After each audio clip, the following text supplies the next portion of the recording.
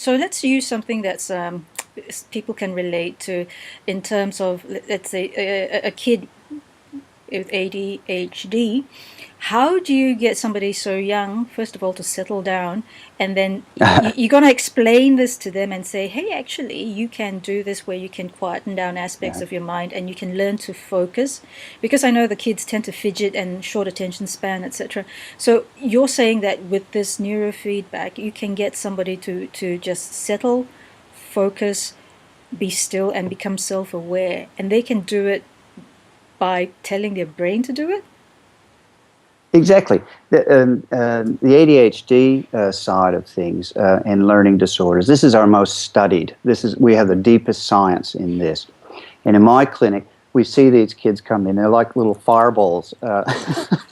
They don't sit still. They can't, especially boys. Boys are much, but the girls can do it as well.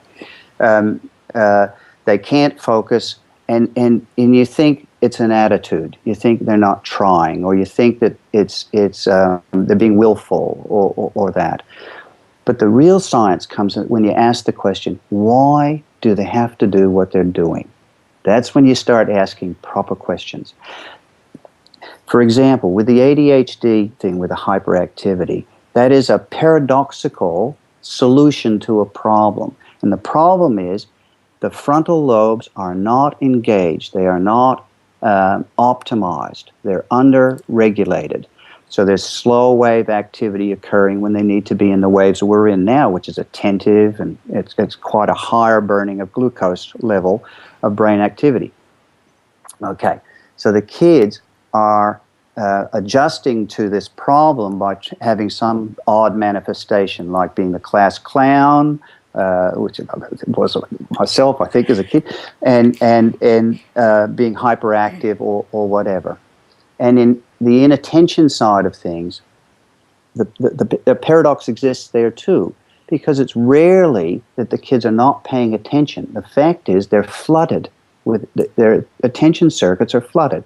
They are not gating. They are not selecting what to attend to. Everything's coming in. What's Johnny doing back there? What's Mary doing there? Anything but what's on the board. So that they have this inability to control and focus. Now, this can happen in business as well.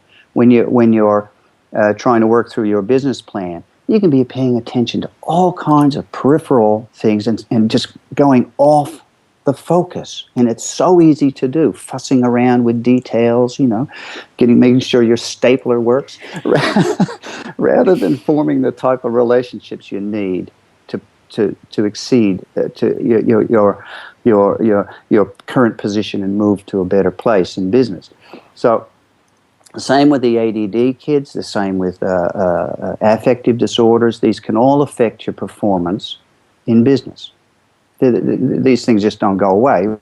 If you have these conditions, you tend to adapt to them.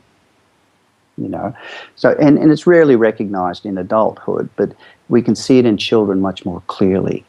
But we are those children. So if we grow up with an ADD type brain, that's going to be in your business behavior.